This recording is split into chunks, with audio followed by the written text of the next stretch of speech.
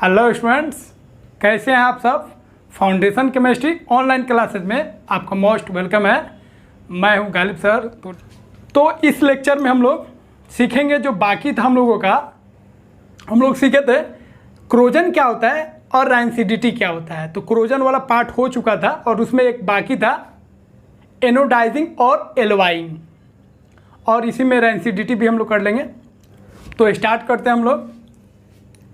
सबसे पहले जानते हैं एनोडाइजिंग क्या होता है।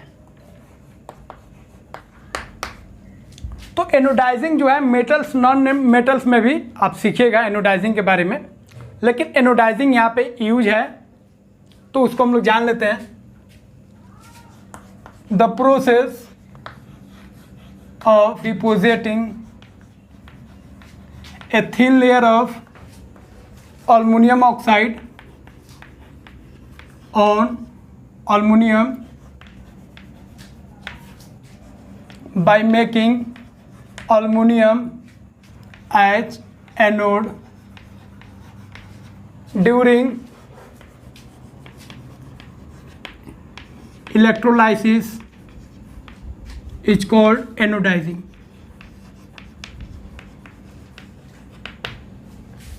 तो एनोडाइजिंग क्या है? तो एनोडाइजिंग में एल्युमिनियम ऑक्साइड का एक थिन लेयर हम लोग एल्युमिनियम के ऊपर डालते हैं, डिपॉजिट करते हैं, उसी को हम लोग बोलते हैं एनोडाइजिंग।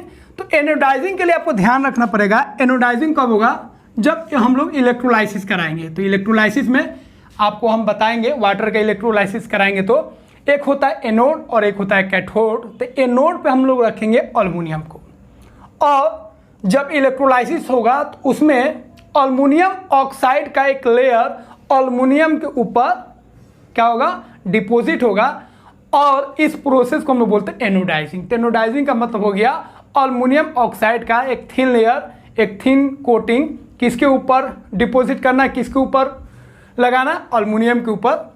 और इसके लिए कौन प्रोसेस होगा? Electrolysis process. तो इसको हम लोग बोलेंगे एनोडाइजिंग। तो इसको हम मेटल्स नॉन मेटल्स में भी आपको हम समझाएंगे। तो ये क्लियर हो गया। चलिए, अब एक चीज़ आप ध्यान रखिएगा, क्रोजन से मेटल्स खराब होता है, डैमेज होता है, लेकिन कुछ ऐसे मेटल्स हैं जिनका क्रोजन उनके लिए वरदान हो जाता है, बहुत फायदेमंद हो जाता है। जैसे एल्युमिनियम और मैग्नीशियम का बात करेंगे तो ध्यान रखेंगे इसका जो क्रोजन है वो डिस्ट्रक्टिव नहीं होता है, वो कंस्ट्रक्टिव होता है, प्रोटेक्टिव होता है। ध्यान रखेंगे इसका क्रोजन जो है, यहाँ पे लिख देते हैं, इसका जो क्रोजन होगा वो क्या होगा? प्रोटेक्टिव होगा। वेरी वेरी इंपोर्टेंट, प्रोटेक्टिव होगा, not destructive.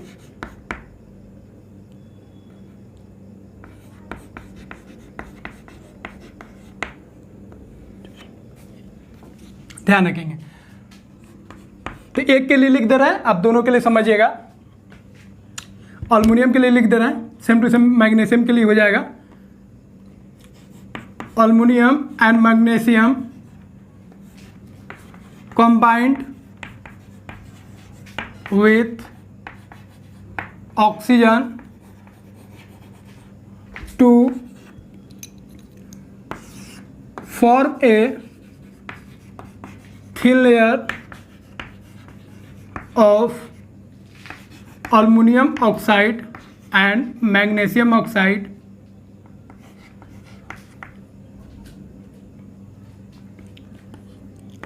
and these layers protect aluminum and magnesium from corrosion.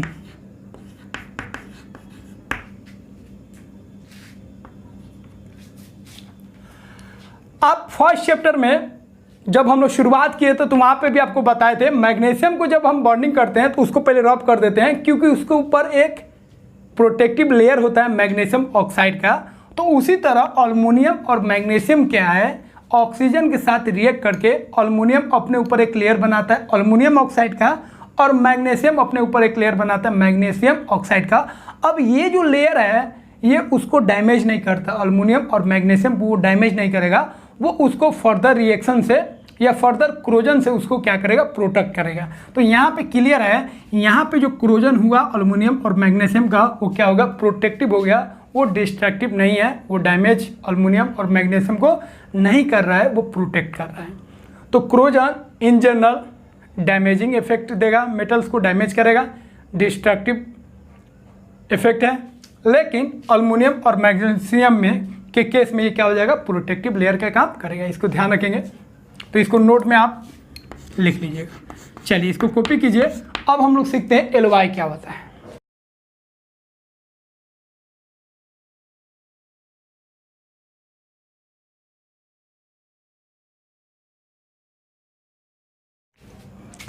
अब मेटल्स को क्रोजन से बचाने के लिए एक बहुत ही बेस्ट मेथड होता है जिसको हम बोलते हैं एलवाई का फॉर्मेशन करना।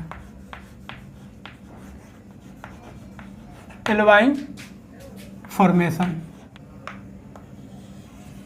चलिए तो पहले समझते हैं एलवाई क्या होता है। तो एलवाई वर्ड आप सुने होंगे, जनरल वर्ड है।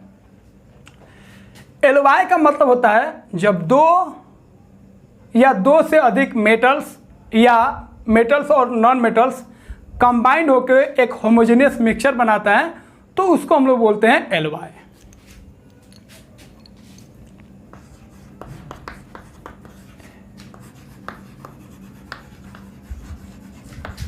It is a homogeneous mixture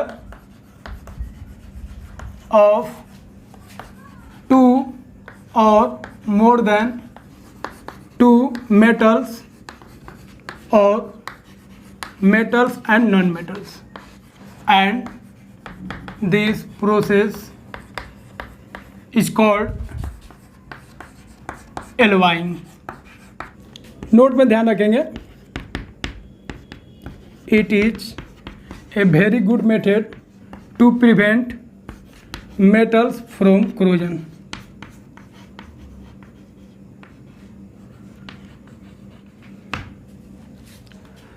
तो एलवाई का मतलब क्या हो गया, क्लियर है। जब दो या दो से अधिक मेटल्स या मेटल्स और नॉन मेटल्स मिलकर होमोजेनियस मिक्सचर बनाएंगे, डैट मीन्स सॉल्यूशन बनाएंगे, तो उस सॉल्यूशन को हम लोग क्या बोलते हैं, एलवाई। तो एलवाई को आप बोल सकते हैं it is a solution of solid solid, that means solid solution. और हम लोग जानते हैं होमोजेनियस मिक्सचर को ही क्या बोलते हैं, सॉल्यूशन। तो ये सॉलिड सॉल्यूशन हो गया। अब मेटल मेटल के साथ कंबाइंड हो सकता है एलवाई में, या मेटल्स और नॉन मेटल्स भी कंबाइंड होकर एलवाई का फॉर्मेशन कर सकते हैं। अब एलवाई जो बन रहा है उस प्रोसेस को हम लोग क्या बोलेंगे, एलवाइंग।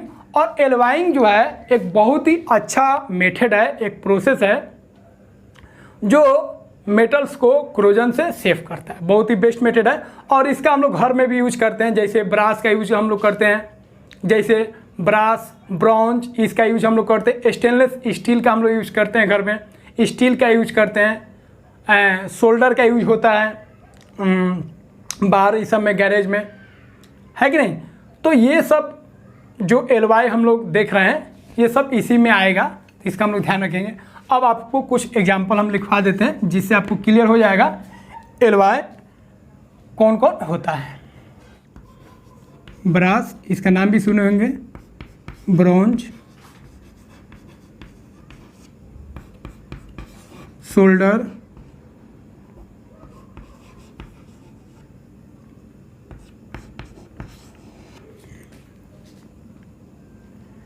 स्टील, स्टेनलेस स्टील,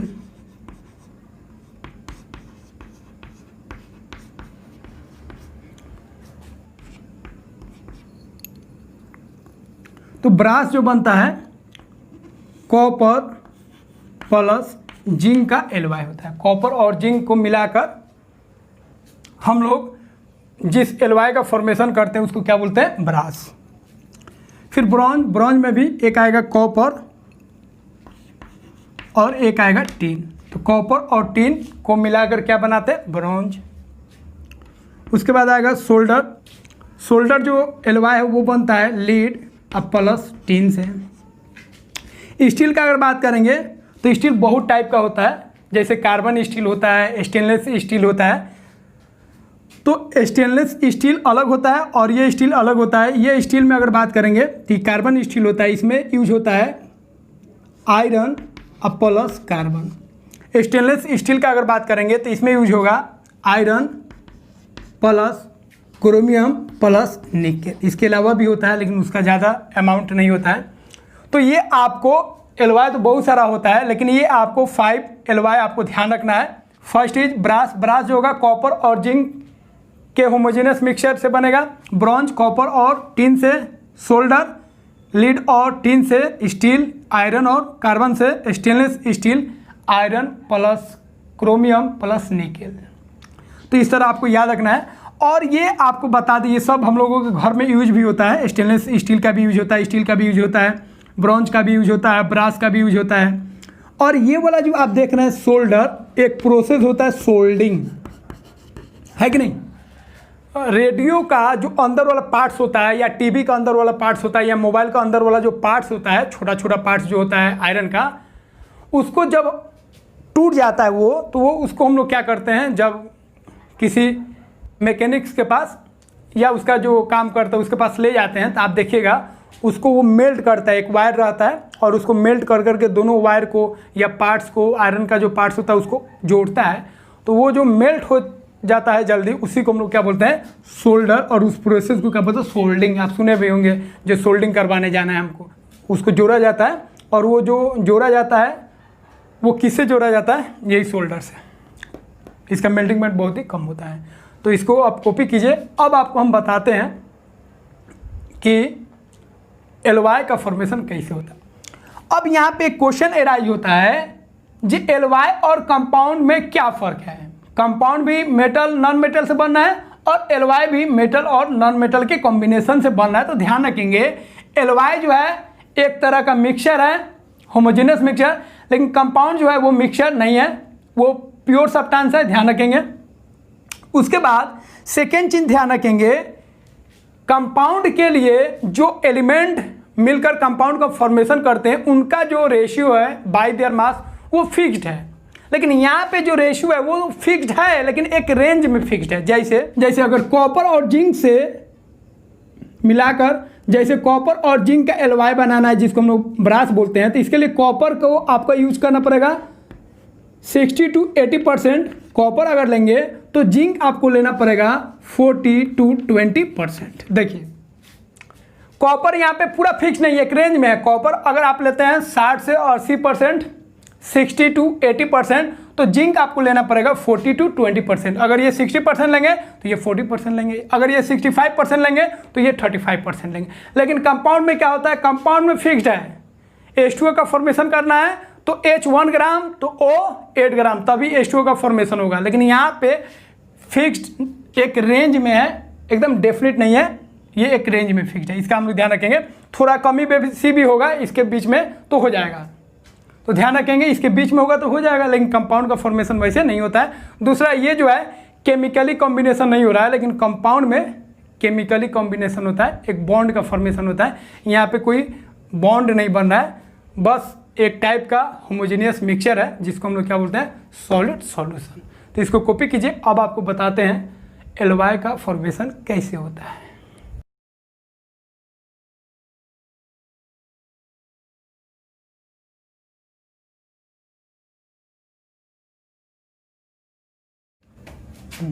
अब हम लोग सीखेंगे formation of alloy.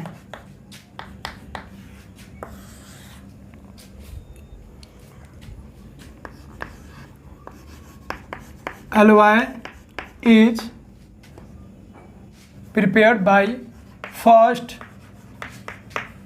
melting the primary metal and then dissolving the other element in it in a definite proportion, then it is cooled at room temperature।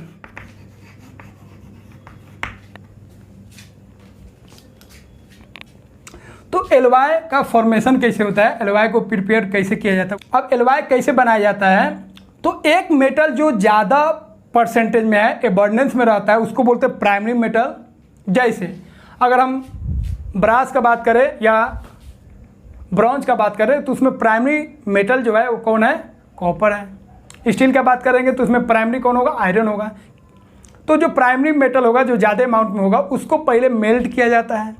उसको मेल्ट करने के बाद जो सेकेंडरी मेटल या नॉन मेटल होता है उसको उसमें डिसॉल्व किया जाता है, और जब डिसॉल्व हो जाता है तो उसके बाद उसको रूम टेम्परेचर पे क्या किया जाता है? कूल किया जाता है, और जैसे कूल होगा तो वो क्या बन जाएगा? एलॉय बन जाएगा। अब इसमें ध्यान रखेंगे, एलॉय बनाने के लिए आपका जो मास का जो प्रोपोर्शन होना चाहिए वो डेफिनेट होना चाहिए, एक रेंज में होना चाहिए, तभी आपका एलॉय का फॉर्मेशन होगा। तो उसके लिए परसेंटेज फिक्स रहता है, उसी परसेंटेज में अगर आप एलॉय बनाएंगे तो बेस्ट होगा। क्लियर है? अब एक चीज़ का आप ध्यान रखिएगा, एक अमोल्गम नाम सुने होंगे, अमोल्गम। तो जब एलॉय में अगर मरकरी आ जाएगा तो उस एलॉय को हम लोग बोलेंगे अमोल्गम। जैसे सोडियम और Hg, सोडियम और Hg मिलकर एक एलॉय बनाया तो इसको हम लोग बोलते हैं सोडियम अमोल्गम। सोडियम अमोल्गम, ध्यान रखेंगे। Hg को क्या बोलेंगे? अमोल्गम। तो यहाँ पे क्या ध्यान रखेंगे? When one of the element is mercury then alloy is called as amalgam. तो अमोल्गम जैसे नाम सुनिएगा तो इसका मतलब हो गया उसमें एक एलिमेंट जो है वो मरकरी मस्ट होगा। ठीक है, तो मरकरी जब भी आ गया एलॉय में तो उसको हम लोग क्या बोलेंगे? अमोल्गम। तो यहाँ पे सोडियम का अमोल्गम हो गया, मतलब सोडियम और कौन है? मरकरी है। चलिए इसको कॉपी कीजिए, फिर हम लोग आगे बढ़ते हैं।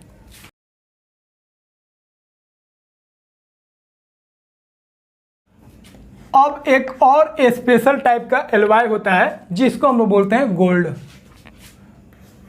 नाम तो सुने होंगे। बहुत बच्चा बोल रहा है क्या मजाक कर रहे हैं सर, यही ना बोलता होगा। तो गोल्ड तो सब लोग जानता है। चलिए, तो गोल्ड भी एक तरह का एलॉय होता है। तो गोल्ड जो हम लोग देखते हैं वो प्योर गोल्ड नहीं होता है। तो गोल्ड को समझने से पहले हम लोग प्योर गोल्ड को समझ लेते हैं। गोल्ड का जो प्योरिटी होता है उसको हम लोग मेजर करते हैं एक यूनिट में, जिसको हम लोग बोलते हैं कैरेट। तो कैरेट जो है यूनिट हो गया किसका? गोल्ड का। गोल्ड को प्योरिटी का यूनिट हो गया। और 24 कैरेट अगर गोल्ड है तो उसको बोला जाता है प्योर गोल्ड। तो पहले कैरेट के बारे में जान जाइए। Purity of gold is measured in carat. किसमें मेजर करते हैं? कैरेट में। और प्योर गोल्ड का मतलब हो गया 24 carat gold is called as pure gold and it is very soft and it is not suitable for jewellery, या इसी को बोलेंगे ऑर्नामेंट्स। चलिए, तो क्लियर है, गोल्ड का जो प्योरिटी होता है उसको हम लोग मेजर करते हैं कैरेट में। और 24 कैरेट गोल्ड का अगर बात कर रहे हैं, इसका मतलब प्योर गोल्ड का बात कर रहे हैं। तो प्योर गोल्ड का मतलब हो गया 24 कैरेट गोल्ड। और प्योर गोल्ड जो होता है, 24 कैरेट गोल्ड जो होता है वो बहुत ही सॉफ्ट होता है, जिसका हम लोग ज्वेलरी में, ऑर्नामेंट्स में हम लोग इसका यूज नहीं कर सकते हैं। निश्चित है, अब आप जितना पैसा वाला हो जाइए, मान लीजिए आपके पास बहुत पैसा है कि नहीं, तो आप प्योर गोल्ड का यूज कर ही नहीं सकते हैं। क्योंकि प्योर गोल्ड क्या होता है? सॉफ्ट होता है। पता चला घर में ले आए और कोई लेडीज कान में लगाई, कान में पहनी और उसको टच की, बस नीचे आ गया, उसका शेप ही बदल गया। पता चला पहने कान का बन गया नाक का, या पहनेंगे नाक का बन जाएगा कान का। मतलब जिस शेप में उसको आप लेके आइएगा, उसको जैसे टच कीजिएगा तो उसका शेप तो बिगड़ जाएगा, काहे कि वो तो बहुत सॉफ्ट होता है कि नहीं। तो उसका हम लोग ज्वेलरी में यूज नहीं कर सकते हैं, ऑर्नामेंट्स में हम लोग यूज नहीं कर सकते हैं। अब इसका हम लोग कैसे इस्तेमाल करते हैं? अब देखिए, यहाँ पे 24 कैरेट गोल्ड है तो ये तो प्योर है, इसका हम लोग यूज कर नहीं सकते हैं, है कि नहीं। अब आपको ज़बरदस्ती अगर यूज करना हो तो ले आइए 24 कैरेट गोल्ड, अब पहनिए। चलिए, तो प्योर गोल्ड में अब हम लोग इसका इलाज कैसे करेंगे? तो प्योर गोल्ड को अब क्या करते हैं, उसको 22 कैरेट बना देते हैं। 24 कैरेट की जगह पर हम लोग क्या करेंगे, 22 कैरेट यूज करेंगे। तो 22 कैरेट कैसे बनाएंगे?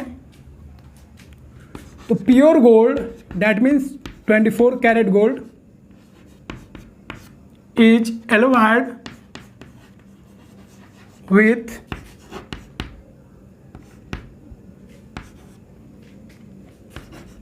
Ag and copper to make it 22 carat gold. Clear है? प्योर गोल्ड में 24 कैरेट गोल्ड हो गया। अब प्योर गोल्ड का हम लोग यूज नहीं कर सकते, इसलिए प्योर गोल्ड में हम लोग किसका एलॉय करेंगे, किस चीज़ को मिक्स करेंगे? या तो सिल्वर का या कॉपर को गोल्ड में हम लोग मिक्स करके और उसको हम लोग बना देंगे कितना कैरेट गोल्ड, 22 कैरेट गोल्ड। अब इससे फ़ायदा क्या होगा? अब गोल्ड जो है हार्ड हो जाएगा। गोल्ड क्या हो जाएगा? हार्ड हो जाएगा। और हार्ड हो जाएगा तो इसका हम लोग ज्वेलरी में, ऑर्नामेंट्स में इसका यूज हम लोग कर सकते हैं। तो यहाँ पे एलवाई किसका बना? तो ध्यान रखेंगे, गोल्ड जो होता है नॉर्मल जो हम लोग यूज करते हैं, इज एलवाई ऑफ किसका?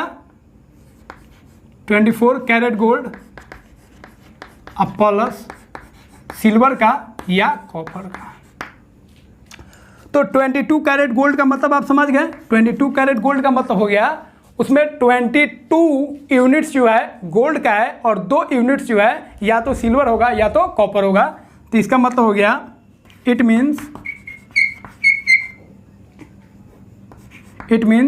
22 parts of gold is mixed with या alloyed with 2 parts of Ag और कॉपर। क्लियर है? तो 22 कैरेट गोल्ड का मतलब हो गया 22 यूनिट्स किसका लेंगे? गोल्ड का, और 2 यूनिट्स या तो सिल्वर का या कॉपर का, दोनों को मिक्स करेंगे तो बन जाएगा 22 कैरेट गोल्ड। अब होता क्या है, अब मार्केट में आपको सही दुकान मिलेगा और आपको सही गोल्ड मिलेगा तो इसका मतलब हो गया 22। लेकिन बहुत जगह पर आप देखे होंगे, आपके घर में भी हो सकता है, मेरे घर में भी हुआ था, होता है, क्योंकि गोल्ड का जो केस होता है हर एक घर में होता है, हर एक लोग गोल्ड खरीदता है कि नहीं? तो उसी में बोला जाता है जो तुम्हारा गोल्ड सही नहीं है, तुम्हारा सोना सही नहीं है, तुम ठगा गए हो, ऐसा बोला जाता है ना। इसका मतलब होता है जो उस गोल्ड में ज्वेलरी ने क्या किया है, जो दुकानदार जो है उसने 2 यूनिट मिलाना चाहिए, कॉपर का और सिल्वर का, और उसने कहा कि 4 यूनिट मिला दिया। अब 20 कैरेट गोल्ड है आपका, कोई कोई होता है 6 यूनिट मिला दिया। तो कुछ लोग जो है उसमें मिलाना चाहिए 2 यूनिट सिल्वर और कॉपर, और उसने मिला दिया फ़ायदा के लिए, क्योंकि जितना उसमें कॉपर और सिल्वर को मिक्स करेगा उतना उसको गोल्ड कम लगेगा और उस गोल्ड का पैसा उसके पास बच जाएगा। वो सब क्या करता है, जे 22 कैरेट गोल्ड न लेके वो 20 कैरेट बना देता है, 16 कैरेट बना देगा। और एक होता है आधा सोना और आधा दूसरा चीज़ मिक्स रहता है, सिल्वर या कॉपर, तो उसमें क्या करेगा, उसमें आपका इसका हाफ 24 का हाफ कर दीजिए 12। आप परसेंटेज भी निकाल सकते हैं। मान लीजिए आपका गोल्ड लाए और वो 16 कैरेट गोल्ड है, तो 16 और नीचे हो जाएगा कितना, 24 होता है इंटू 100। तो देखिए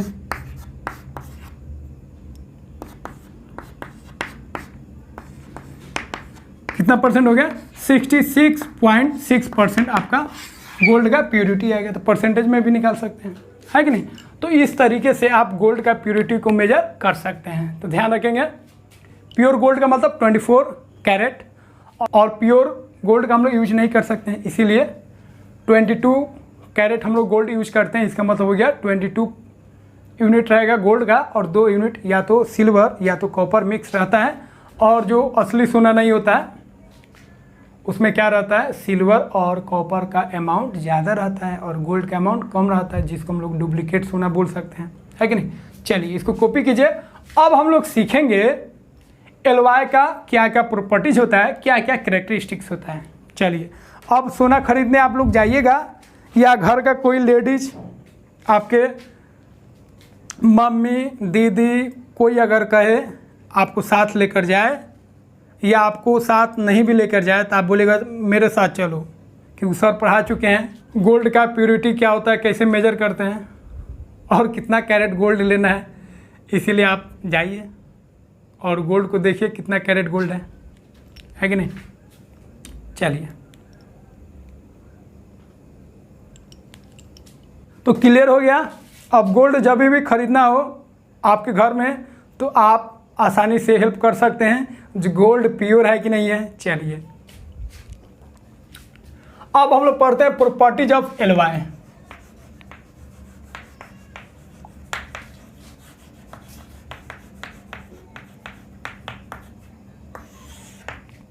तो एलॉय का प्रॉपर्टीज में आप ये 3 प्रॉपर्टीज को ध्यान रखिएगा। एलॉय का जो मेल्टिंग पॉइंट होता है वो प्योर मेटल से कम होता है। जैसे मान लीजिए आप ब्रॉन्ज बनाएं एलॉय, तो ब्रॉन्ज का जो मेल्टिंग पॉइंट होगा वो कॉपर और टिन से क्या होगा, कम होगा। इसका हम लोग ध्यान रखेंगे। सेकेंड चीज ध्यान रखेंगे, एलॉय का जो कंडक्टिविटी होता है इलेक्ट्रिकल, वो प्योर मेटल से क्या होता है, कम होता है।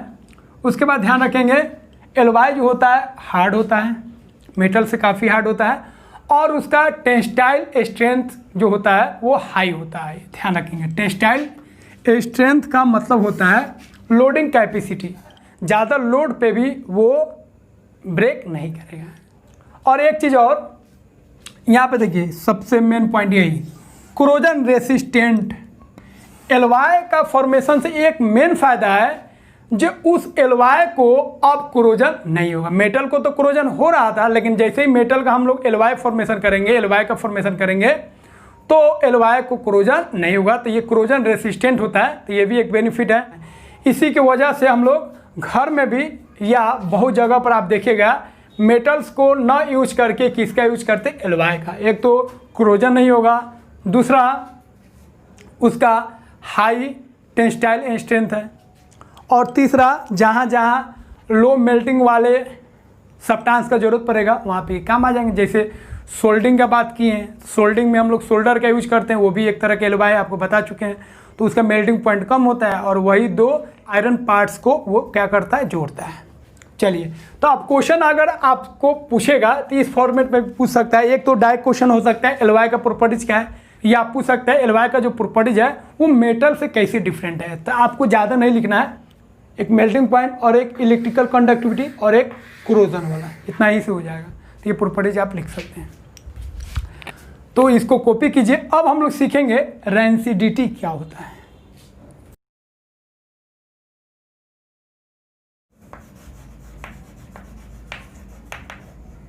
तो आपको पहले भी बता चुके हैं, रेंसिडिटी का मतलब होता है फूड का खराब होना, लेकिन वैसे फूड खराब होंगे, डैमेज होंगे जो ऑयली हो या उनके अंदर फैट हो। When food containing oil and fat are left for a long time, then they are oxidized, मतलब रैंसिड हो जाएगा, ऑक्सीडाइज हो जाएगा, and their taste and smell become changed, and this process is called rancidity।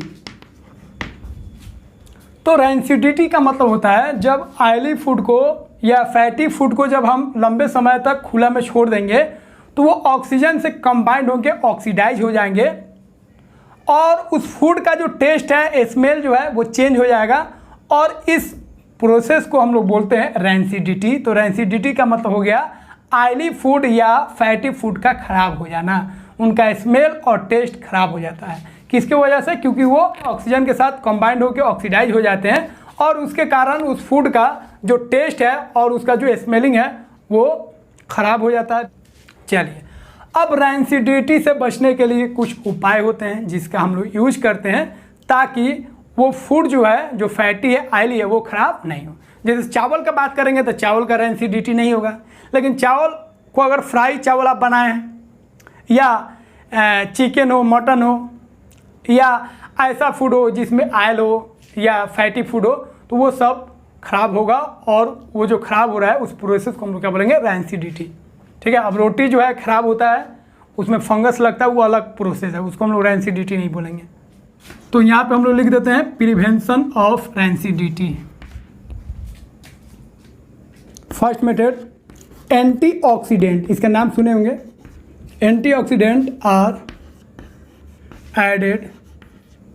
added to food containing oil and fat।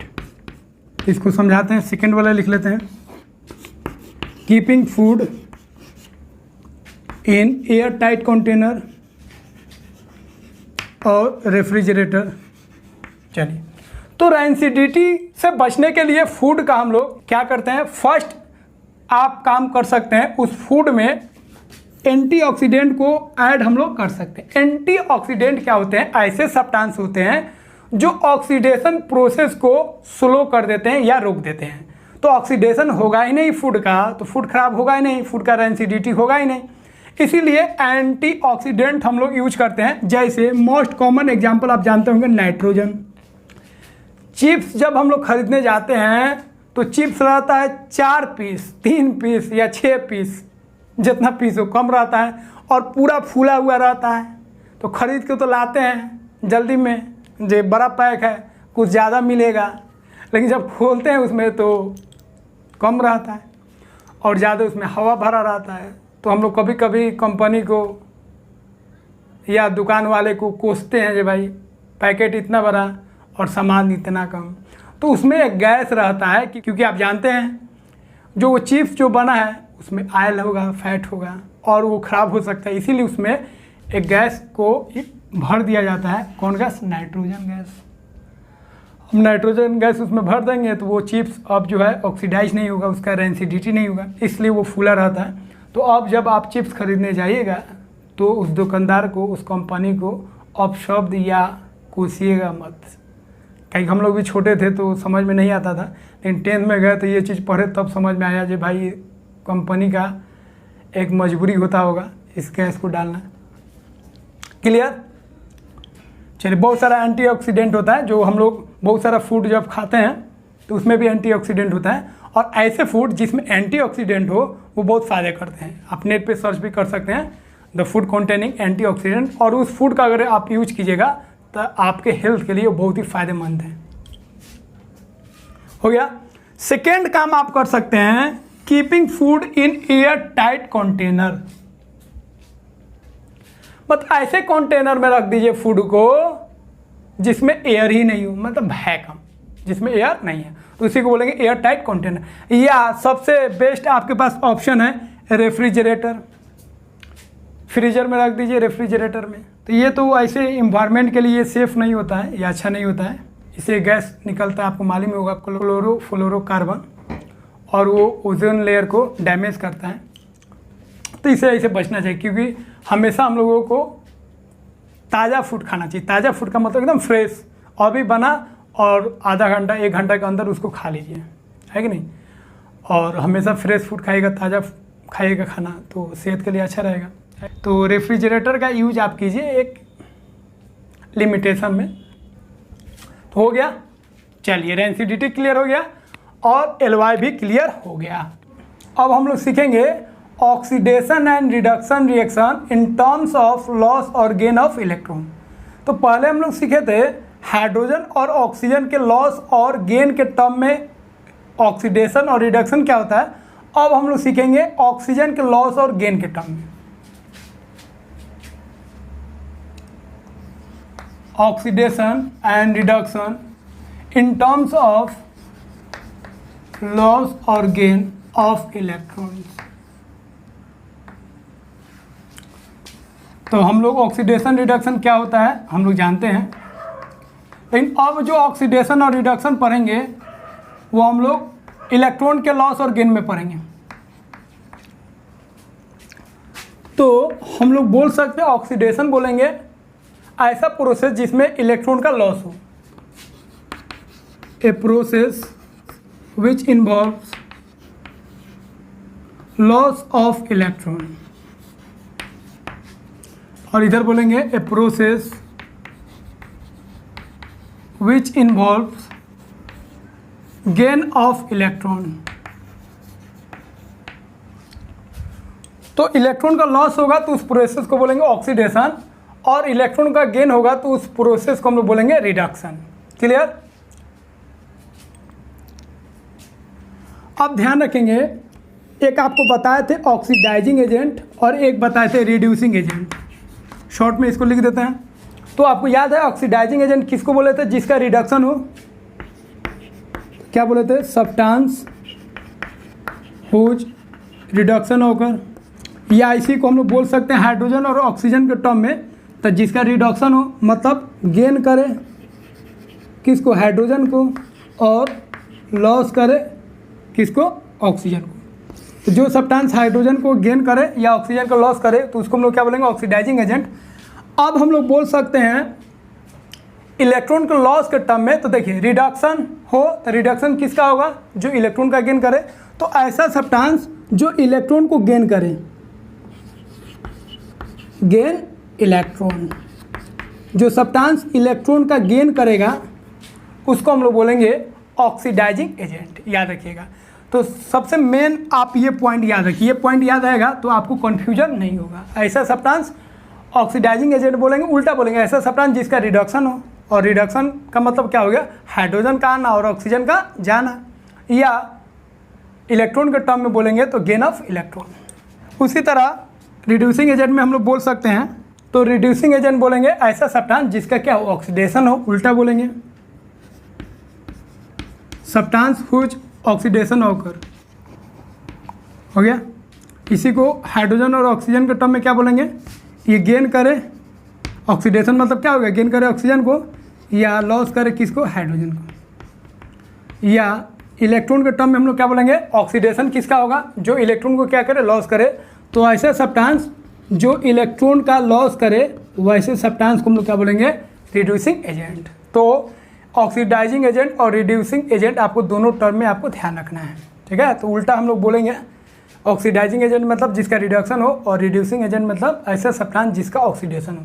तो इसको copy कीजिए। अब आपको ऑक्सीडेशन और रिडक्शन का एग्जाम्पल बताते हैं इन टर्म्स ऑफ लॉस और गेन ऑफ इलेक्ट्रॉन्स।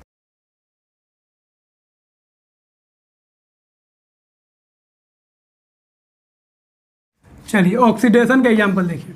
जैसे Na का हमको ऑक्सीडेशन कराना है, मतलब इलेक्ट्रॉन का लॉस कराना है, तो ऐसे लिखेंगे। राइट साइड में लिखेंगे ऑक्सीडेशन और लेफ्ट साइड में लिखेंगे हम लोग किसको? रिडक्शन। तो Na का लॉस कराना है तो लिख दीजिए Na प्लस इलेक्ट्रॉन। यहाँ पे सोडियम जो है एक इलेक्ट्रॉन लॉस किया, इसका मतलब हुआ ऑक्सीडेशन हुआ किसका? सोडियम का। मैग्नीशियम का करना है तो Mg कितना इलेक्ट्रॉन लॉस करेगा? 2 इलेक्ट्रॉन, तो Mg+2 हो जाएगा। अब +2 इलेक्ट्रॉन निकल गया। यहाँ पे मैग्नीशियम कितना इलेक्ट्रॉन लॉस किया? 2 इलेक्ट्रॉन, तो यहाँ पे मैग्नीशियम का ऑक्सीडेशन हुआ। उसी तरह एल्युमिनियम का लिख सकते हैं, पोटेशियम का लिख सकते हैं, कैल्शियम का लिख सकते हैं। तो एल्युमिनियम का ऑक्सीडेशन कराना है तो Al+3 बन जाएगा और 3 इलेक्ट्रॉन लॉस हो जाएगा। तो ये सब जो एग्जाम्पल लिखवाएं किसका लिखवाएं? ऑक्सीडेशन। तो ऑक्सीडेशन का मेटल और नॉन मेटल को लिख देंगे और राइट साइड में इलेक्ट्रॉन को हम बताएंगे जो लॉस किया है। लेकिन अगर रिडक्शन में लिखना हो तो इसको उल्टा कर देंगे तो रिडक्शन हो जाएगा। जैसे Na प्लस मतलब एक इलेक्ट्रॉन का कमी था और ये एक इलेक्ट्रॉन ले लिया तो क्या बन गया? Na बन गया। इसको उल्टा कर देंगे तो रिडक्शन हो जाएगा। तो ऑक्सीडेशन प्रोसेस का जस्ट उल्टा होता है रिडक्शन, ध्यान रखेंगे। अब रिडक्शन में ये आपका यूज होता है। क्लोरीन का लिखना है तो ध्यान रखेंगे, मेटल्स का लिखेंगे तो सिंगल लिखेंगे, लेकिन नॉन मेटल्स कभी भी सिंगल नहीं लिखेंगे। नॉन मेटल्स को हमेशा डाई एटॉमिक फॉर्म में लिखेंगे। तो 2-3 आपको बता देते हैं। जैसे क्लोरीन का ध्यान रखेंगे, क्लोरीन जो है Cl2 2 इलेक्ट्रॉन लेगा, एक क्लोरीन 1 इलेक्ट्रॉन लेगा, तो 2 क्लोरीन 2 इलेक्ट्रॉन लेगा, तो ये बनेगा 2Cl-। ध्यान रखेंगे क्लोरीन 2 इलेक्ट्रॉन लेगा तो क्या बनेगा? 2Cl। यहाँ पे एटम के फॉर्म में लिखेंगे और यहाँ पे मॉलिक्यूल के फॉर्म में लिखेंगे। तो यहाँ पे भी 2 क्लोरीन है, यहाँ पे भी 2 क्लोरीन है। उसी तरह अगर ऑक्सीजन का लिखना हो, ऑक्सीजन का भी जरूरत पड़ेगा तो O2, O नहीं लिखेंगे, O लिखेगा तो गलत हो जाएगा। क्या लिखेंगे? यहाँ पे O2 लिखेंगे। तो ध्यान रखेंगे हमेशा डाई एटॉमिक फॉर्म में लिखेंगे। तो O2, एक ऑक्सीजन 2 इलेक्ट्रॉन लेता है तो 2 ऑक्सीजन कितना इलेक्ट्रॉन लेगा? 4 इलेक्ट्रॉन। तो 4 इलेक्ट्रॉन लेगा तो क्या बनेगा? O2- बनेगा। है कि नहीं। लेकिन कितना ऑक्सीजन है, 2 ऑक्सीजन है, तो यहाँ पे 2 ऑक्सीजन। तो यहाँ पे मॉलिक्यूल के फॉर्म में लिखे और यहाँ पे एटम के फॉर्म में लिखेंगे। तो 2 ऑक्सीजन यहाँ पे भी है और यहाँ पे भी 2 ऑक्सीजन, यहाँ पे मॉलिक्यूल के फॉर्म में और यहाँ पे एटम के फॉर्म में लिखेंगे। अब हाइड्रोजन का भी देख लीजिए, हाइड्रोजन का यूज होता है। अब हाइड्रोजन को दे दीजिए 1 इलेक्ट्रॉन, तो क्या बनेगा, H2 बनेगा। अब यहाँ पे देखिए, यहाँ पे H2 है, इसीलिए यहाँ पे क्या करेंगे, हाइड्रोजन को 2 कर देंगे। तो 2H प्लस, एक H प्लस का मतलब क्या हो गया, हाइड्रोजन का 1 इलेक्ट्रॉन का कमी है, तो 2H प्लस में 2 इलेक्ट्रॉन को देंगे तो क्या बन गया, H2 बन गया। तो ये आपका क्या हो गया, रिडक्शन। सब में इलेक्ट्रॉन का गेन हो रहा है तो रिडक्शन, और यहाँ पे इलेक्ट्रॉन का लॉस हो रहा है तो क्या होगा, रिडक्शन। इसी को आप ऑक्सीडेशन में भी लिख सकते हैं। हाइड्रोजन का ऑक्सीडेशन कराना है तो H2 इलेक्ट्रॉन को लॉस किया तो एक हाइड्रोजन 1 इलेक्ट्रॉन को लॉस करेगा, तो 2 हाइड्रोजन 2 इलेक्ट्रॉन को लॉस करेगा, तो 2 इलेक्ट्रॉन को लॉस किया तो हाइड्रोजन क्या बन जाएगा, 2H प्लस। तो ध्यान रखेंगे, नॉन मेटल जहाँ आएगा, देख रहे हैं नॉन मेटल है, वहाँ पे आप ध्यान रखेंगे हमेशा डाई एटॉमिक फॉर्म में लिखेंगे। चलिए इसका कॉपी कीजिए।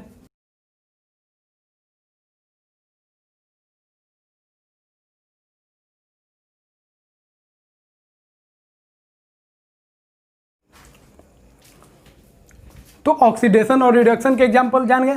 अब हम लोग रिडॉक्स रिएक्शन लिखेंगे जिसमें ऑक्सीडेशन भी होगा और रिडक्शन भी होगा।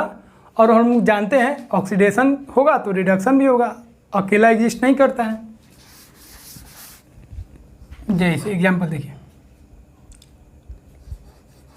Na+Cl2, सोडियम और क्लोरीन का रिएक्शन कराएंगे तो क्या बनेगा, सॉल्ट बनेगा NaCl। अब यहाँ पे देखिए, यहाँ पे ऑक्सीजन और हाइड्रोजन तो है नहीं, तो आप बोलिएगा यहाँ पे ना रिडक्शन होगा ना ऑक्सीडेशन होगा। लेकिन यहाँ पे ऑक्सीडेशन भी हो रहा है, रिडक्शन भी हो रहा है, लेकिन हाइड्रोजन और ऑक्सीजन के टर्म में नहीं हो रहा। आप किसके टर्म में, इलेक्ट्रॉन के टर्म में। तो देखिए इसको तोड़ दीजिए, इसको तोड़ के कैसे लिखिएगा, Na को लिख दीजिए Na प्लस और Cl को लिख दीजिए Cl माइनस। तो Na से क्या बना, Na प्लस। तो यहाँ पे इलेक्ट्रॉन जितना था उतना प्रोटॉन था, लेकिन यहाँ पे इलेक्ट्रॉन कम हो गया, तो यहाँ पे क्या हुआ, लॉस ऑफ इलेक्ट्रॉन, 1 इलेक्ट्रॉन का कमी आया। प्लस होगा तो 1 इलेक्ट्रॉन लॉस होगा, +2 होगा तो 2 इलेक्ट्रॉन, +3 होगा तो 3 इलेक्ट्रॉन। और Cl2 से अगर आप Cl देखिएगा तो थोड़ा इसको ध्यान रखेंगे, इसको थोड़ा बैलेंस कर देते हैं, क्योंकि बैलेंस अगर नहीं हुआ तो गड़बड़ हो जाएगा। तो बैलेंस करके लिखते हैं, तो यहाँ पे 2 से मल्टीप्लाई कर दिए, यहाँ पे 2 से। तो देखिए एक Na से Na प्लस बनेगा तो 1 इलेक्ट्रॉन का लॉस होगा, तो 2 Na है तो कितना इलेक्ट्रॉन का लॉस हुआ, लॉस ऑफ 2 इलेक्ट्रॉन। तो 2 इलेक्ट्रॉन का लॉस हुआ है तो 2 इलेक्ट्रॉन का गेन भी होगा। देखिए कैसे, क्योंकि हम लोग जानते हैं जितना लॉस होगा उतना ही गेन होगा। अब इसमें और इसमें देखिए, एक क्लोरीन 1 इलेक्ट्रॉन को गेन करेगा, तो 2 क्लोरीन है तो कितना इलेक्ट्रॉन को गेन करेगा, 2 इलेक्ट्रॉन। तो यहाँ पे हो गया गेन ऑफ 2 इलेक्ट्रॉन। कितना इलेक्ट्रॉन का गेन हुआ, 2 इलेक्ट्रॉन। ठीक है, तो इस तरीके से आप बता सकते हैं। यहाँ पे लॉस ऑफ इलेक्ट्रॉन, तो लॉस ऑफ इलेक्ट्रॉन होगा तो इसको हम लोग क्या बोलेंगे, इसको हम लोग बोलेंगे ऑक्सीडेशन। लॉस होता है इलेक्ट्रॉन का तो क्या बोलते हैं, ऑक्सीडेशन। और यहाँ पे क्या हुआ, गेन हुआ, तो इसको क्या बोलेंगे, रिडक्शन। आप दोनों को अलग अलग करके भी लिख सकते हैं, जैसे ऑक्सीडेशन में लिखना हो। ये सब 11th-12 में पढ़िएगा, ये आप समझ जाइए, लेकिन एग्जामिनेशन पॉइंट ऑफ व्यू से इसका कोई लेना देना नहीं है। ऑक्सीडेशन होगा तो ऑक्सीडेशन किसका हुआ, सोडियम का, तो लिख दीजिए Na का ऑक्सीडेशन हुआ मतलब लॉस हुआ, Na प्लस इलेक्ट्रॉन, लेकिन कितना सोडियम है, 2, तो 2 से मल्टीप्लाई कर दीजिए। उसी तरह रिडक्शन पे बात करेंगे, तो रिडक्शन किसका हुआ, क्लोरीन का, तो Cl2 इलेक्ट्रॉन को गेन किया, कितना इलेक्ट्रॉन को, 2 इलेक्ट्रॉन को गेन किया, क्योंकि हम जानते हैं क्लोरीन 1 इलेक्ट्रॉन को गेन करेगा तो 2 क्लोरीन गेन करेगा, कितना बन गया, Cl-2 से मल्टीप्लाई कर दीजिए, हो गया। तो इसको ऐसे भी आप लिख सकते हैं। सेकेंड देखिए, Mg प्लस O2 क्या बना, Mg, बैलेंस कर दीजिए पहले, हो गया बैलेंस। अब यहाँ पे देखिए, अब MgO को तोड़ दीजिए, तो Mg कितना है, 2 है, तो एक Mg क्या होगा, 2 इलेक्ट्रॉन को लॉस करेगा, और ऑक्सीजन क्या होगा, 2 इलेक्ट्रॉन को गेन करेगा। अब यहाँ से यहाँ देखिए और यहाँ से यहाँ देखिए, तो यहाँ पे 1 mg 2 इलेक्ट्रॉन को लॉस करेगा, तो 2 mg 4 इलेक्ट्रॉन को लॉस करेगा, क्योंकि हम लोग जानते हैं मैग्नीशियम +2 बनता है। तो लॉस हुआ, लॉस ऑफ 4 इलेक्ट्रॉन, तो 4 इलेक्ट्रॉन को लॉस हुआ है, तो 4 इलेक्ट्रॉन का गेन भी होगा। तो यहाँ पे देखिए गेन हुआ है, एक ऑक्सीजन 2 इलेक्ट्रॉन को लेगा, तो 2 ऑक्सीजन 4 इलेक्ट्रॉन को लेगा, तो कितना हो जाएगा, गेन ऑफ 4 इलेक्ट्रॉन। यहाँ पे देखिए 2 ऑक्सीजन यहाँ पे भी है और 2 ऑक्सीजन यहाँ पे भी है, इसको 2 से मल्टीप्लाई करेंगे तो 2 ऑक्सीजन हो जाएगा। तो इसको क्या बोलेंगे, इसको बोलेंगे ऑक्सीडेशन, और इसको क्या बोलेंगे, रिडक्शन। तो ये तो क्लियर है कौन ऑक्सीडाइजिंग एजेंट है, कौन रिड्यूसिंग एजेंट है। तो मैग्नीशियम का ऑक्सीडेशन हुआ है तो ये रिड्यूसिंग एजेंट हो जाएगा, ऑक्सीजन का रिडक्शन हुआ है तो ऑक्सीजन क्या हो जाएगा, ऑक्सीडाइजिंग एजेंट हो जाएगा। एक और एग्जांपल देखते हैं। अब इसी को आप ऐसे भी लिख सकते हैं, H2 + Cl2, हाइड्रोजन और क्लोरीन मिलकर क्या बनता है, हाइड्रोक्लोरिक एसिड। अब इसको बैलेंस कर लीजिए, तो ये बैलेंस हो गया। अब यहाँ पे देखिए इसको तोड़ दीजिए प्लस माइनस में, H + Cl-। अब यहाँ से यहाँ देखिए और यहाँ से यहाँ देखिए, तो यहाँ पे क्या हुआ, एक हाइड्रोजन 1 इलेक्ट्रॉन लॉस करेगा तो 2 हाइड्रोजन 2 इलेक्ट्रॉन लॉस करेगा, तो लॉस ऑफ 2 इलेक्ट्रॉन। और ऊपर देखिए एक क्लोरीन 1 इलेक्ट्रॉन को गेन करेगा तो 2 क्लोरीन 2 इलेक्ट्रॉन को गेन करेगा। ऐसे भी जितना लॉस होगा उतना गेन होगा। तो यहाँ पे क्या हुआ, गेन ऑफ 2 इलेक्ट्रॉन। तो यहाँ पे लॉस हुआ तो क्या बोलेंगे, ऑक्सीडेशन, और यहाँ पे गेन हुआ तो क्या बोलेंगे, रिडक्शन। क्लियर। और जो सब्सटेंस का रिडक्शन हुआ उसको ऑक्सीडाइजिंग एजेंट, और जिस सब्सटेंस का ऑक्सीडेशन हुआ उसको क्या बोलेंगे, रिड्यूसिंग एजेंट।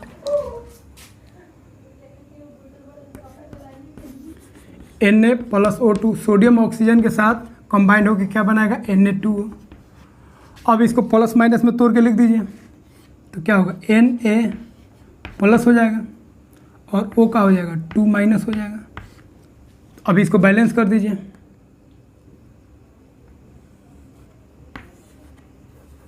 तो यहाँ 4 सोडियम 4 से मल्टीप्लाई कर दीजिए। अब देखिए 4 सोडियम है, अब यहाँ से यहाँ देखिए और यहाँ से यहाँ, तो एक सोडियम 1 इलेक्ट्रॉन को लॉस करेगा, तो सोडियम कितना है, 4 है, तो कितना लॉस करेगा, 4 इलेक्ट्रॉन। तो यहाँ पे क्या लिखेंगे, लॉस ऑफ 4 इलेक्ट्रॉन। और यहाँ पे एक ऑक्सीजन 2 इलेक्ट्रॉन को गेन करेगा, तो 2 ऑक्सीजन है तो कितना गेन होगा, गेन ऑफ 2 इलेक्ट्रॉन।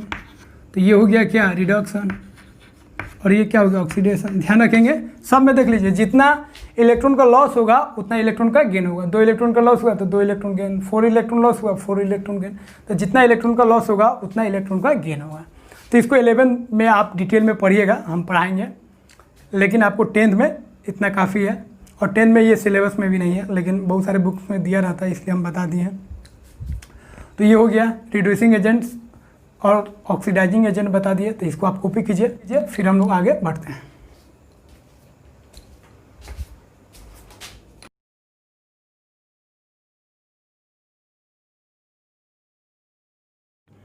तो डियर स्टूडेंट्स, आपका एनसीईआरटी का केमिस्ट्री का फर्स्ट चैप्टर आपका 100% कंप्लीट हो गया। अब एक लेक्चर आपको नियरली 1 आवर का हम बनाएंगे, जिसमें आपको हम समझाएंगे क्वेश्चन किस तरीके से पूछता है और कौन कौन पूछा गया। तो उसका एक PDF फॉर्मेट आपको बताएंगे, डिस्क्रिप्शन बॉक्स में उसको डाल देंगे, उसको आप डाउनलोड कर लीजिएगा।